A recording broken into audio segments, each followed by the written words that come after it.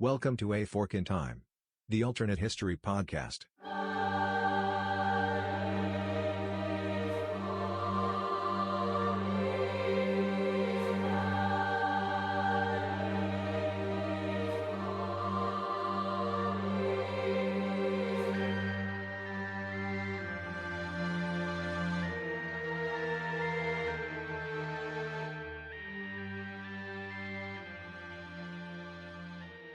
Welcome back to A Fork in Time, the alternate history podcast. Alexis back in the host chair today. For today's show, we're going to do something we've done once before on the podcast, and that is take a look at how the rulers of a country would be different if a specific event in history had turned out just a little bit differently. We did something similar to this when we discussed who would be the current monarch of the United States if George Washington had been given the role of monarch instead of being the country's first president. That was on episode 54, so be sure to listen to that episode if this is a topic that might interest you. Today's topic is going to cover who would be the Jacobite monarch of Great Britain today if that line had been allowed to continue and they hadn't switched over to Hanover and succession. If you're not familiar with the term Hanover and succession, don't worry, we will get into it as we go throughout the podcast today. But before we do that, let's take a quick break to hear from one of the partners of the podcast.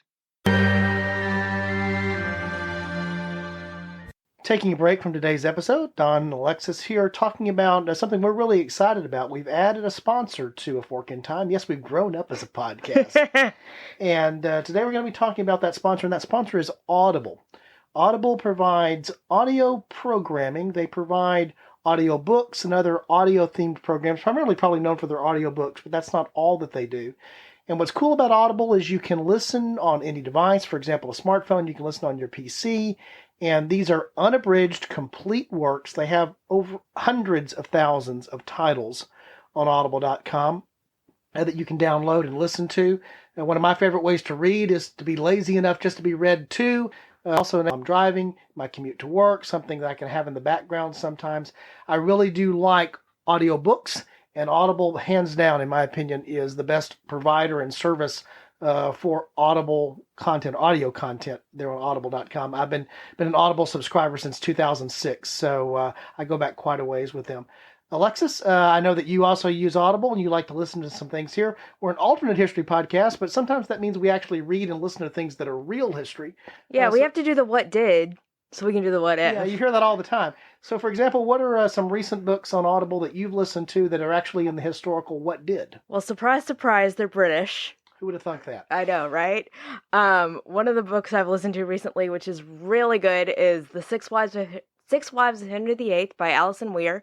Alison Weir is a fantastic Tudor historian, so pretty much anything she's written is fantastic. So The Six Wives of Henry VIII was really good. And then I've also listened to The Greatest Knight, which is the story of William Marshall, who was a courtier way back in about 1,000 years ago in the English court, and he had a fantastic life, lived through many different reigns of many different people, so he was kind of a prolific person. So both of those I would recommend. They are fantastic reads, fantastic listens with Audible. Yeah, and here's the deal that we've done for you, which is that like most things, you probably want to try it before you buy it or test it out. So the offer is this: just go to audibletrial, trial.com/aforkintime. And the offer is this: you can do a 30-day free trial membership, and with that trial membership, you get one download, a credit for a single download. That's a full, unabridged audiobook, for example, an audio program. Again, over 100,000 titles to choose from. You can listen. I think once you do it, you'll find that you're hooked, and you'll find that it's one of the best ways in the world to read is to be read to, even if you're not 5. It works really well. So we would encourage you to take advantage of this offer. Again, that's www.audibletrial.com/aforkintime. You get something for free and it helps the podcast. We hope you check it out. First off, I want to apologize if you're hearing any noises in the background. I think my upstairs neighbor is cleaning. So if you hear any noises, I think that's what that is. But before we really get going on the topic today, I also wanted to mention that something that's going to come up in the episode is the 1746 Battle of Culloden. If you would like or need a little bit of a refresher on that topic or that event in history, take a listen to episode 62, where we cover that in detail. Now, as with the George Washington episode, this is all completely hypothetical, although Where these two scenarios differ is that in America, there was never an attempt to institute a monarchy, while in Britain, with the Jacobites, there were a few attempts to reinstall the rightful, and I'm using air quotes there, at least in their eyes, monarch, in 1715, 1719, and most notably the Jacobite Rebellion in 1745 that culminated with the Battle of Culloden in 1746. So let's first go over the real succession that occurred, something we didn't have to do in the George Washington episode because we're talking about Great Britain.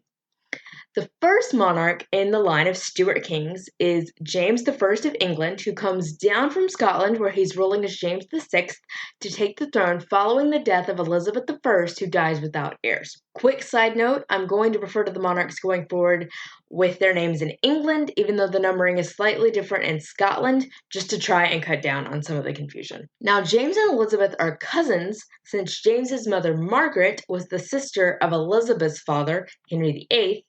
This is one of those cousin jumps that we mention so frequently on the show, and another will actually come up fairly quickly in the timeline, as we'll see.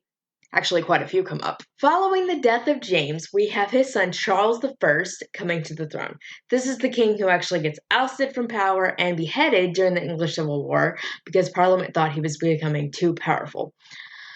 Then following a period of about 11 years where England had no monarch, in 1660, Charles II is invited to come back from exile and take the throne of England. He is the son of Charles I. Charles II does not have any heirs when he dies. Well, legitimate heirs anyway. There's a furry little woodland creature we could chase with that for quite a while, but he has no legitimate heirs. So when he dies, since there are no heirs, the throne then passes to his brother, James II. This James has two daughters from his first marriage to a woman named Anne Hyde. They are Mary and Anne. They are both raised Protestant, but when Anne Hyde dies, James converts to Catholicism and marries for a second time to a Catholic. His second wife, Mary, gives birth to a son, James, which prompts a panicked response from Parliament, who do not want the country to convert back to Catholicism. Remember, we've done the whole swing from Catholicism with Henry VIII and the subsequent successions, so now we are Protestant. We don't want to go back to Catholicism, so that's why there's this panicked response from Parliament once the son of a newly Catholic monarch is born.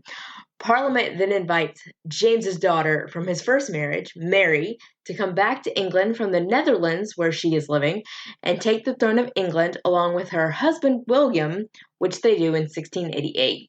That's actually known as the Glorious Revolution. James II flees to France with his wife and new baby son and dies there in 1701. The followers who adhere to him and his direct descendants from that second marriage, being the rightful monarchs for the British throne, become known as Jacobites. Toasts were actually made to the, again, air quotes, king across the water as a reference to the rightful king of Great Britain being in exile on the continent now. So all the James II and then his son James, and then those descendants are known as the kings or queens across the water, and toasts are made to them. Mary has no children with her husband, who rules Britain jointly with her as William III. So when he dies, the throne passes to her sister, Anne. Again, James II had two children from that first marriage, Mary, her younger sister, Anne. So Anne now sits on the throne. Anne formally unites the kingdoms of England and Scotland into a single kingdom, Great Britain, but she also dies without heirs. This is when the second cousin jump that I mentioned earlier takes place.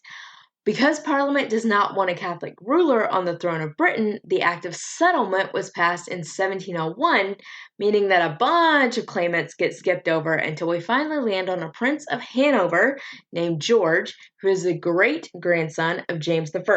This is where we get that term Hanoverian succession. They are in Hanover, which is in Germany, but they come over to England. He comes over from Germany and establishes the House of Hanover.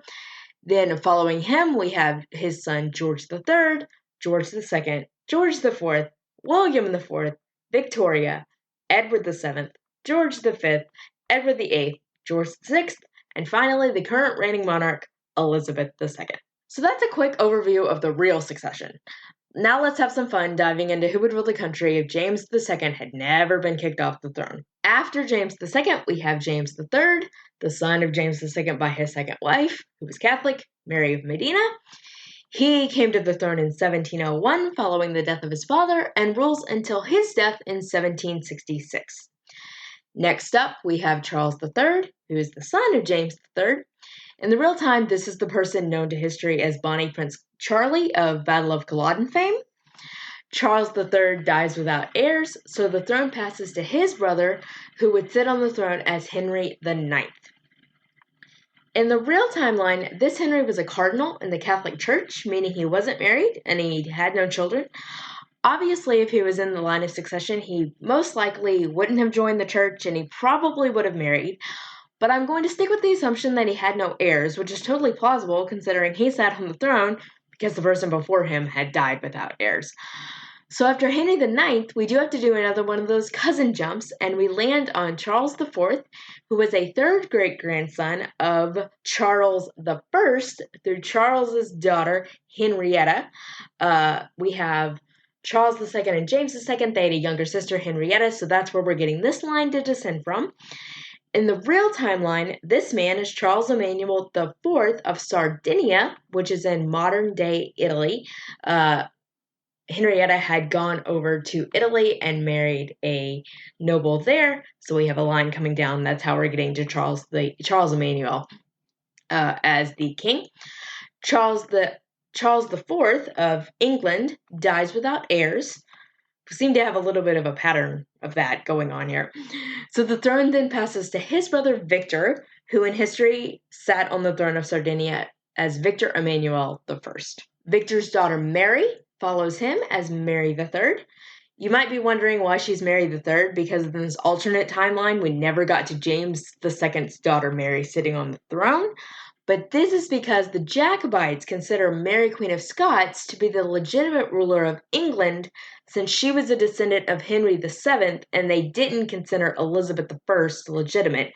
So in their eyes, Mary Queen of Scots was Mary II, which is why this Mary is now Mary III, because we never had in the real timeline, Mary II.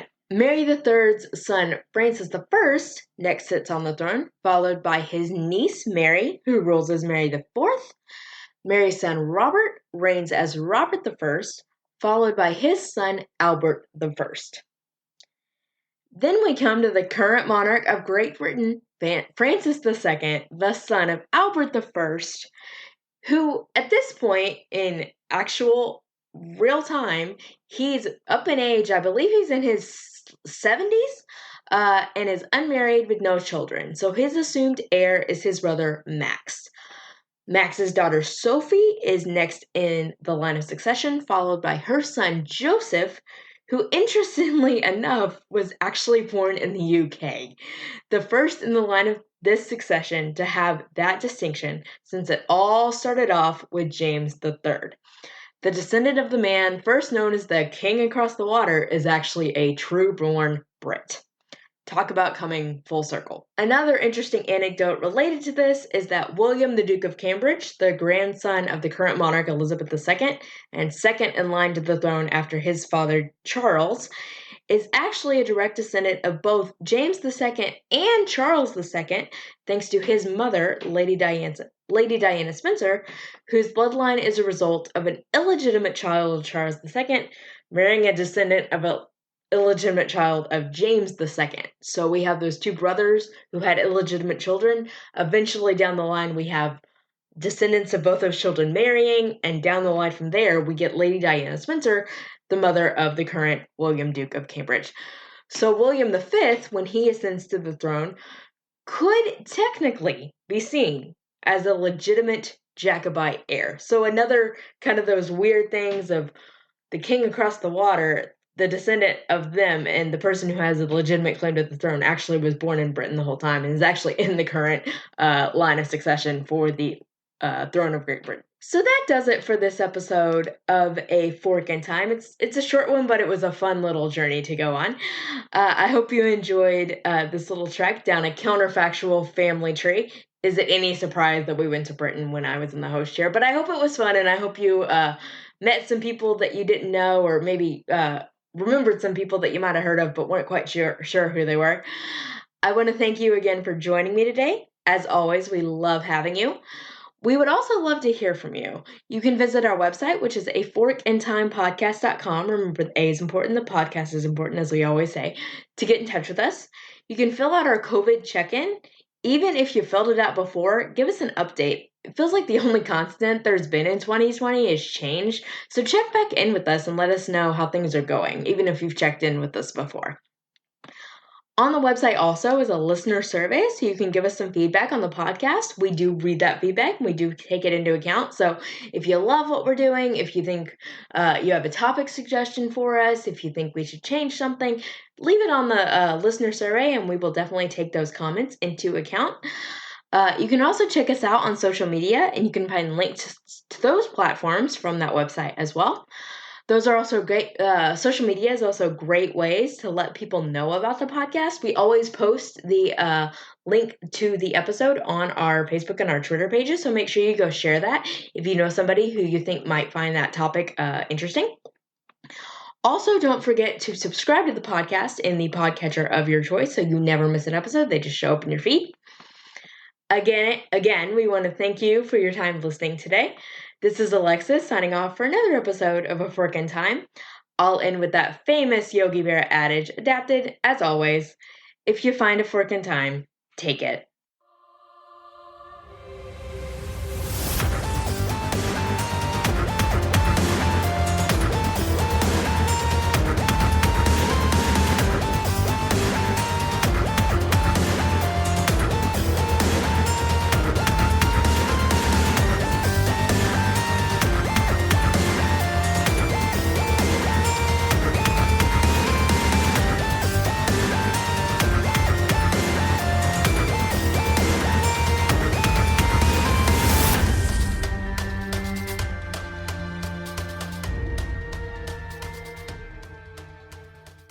Thanks for listening to A Fork in Time, the alternate history podcast. Learn more about the podcast at www.aforkandtimepodcast.com. Join us next time.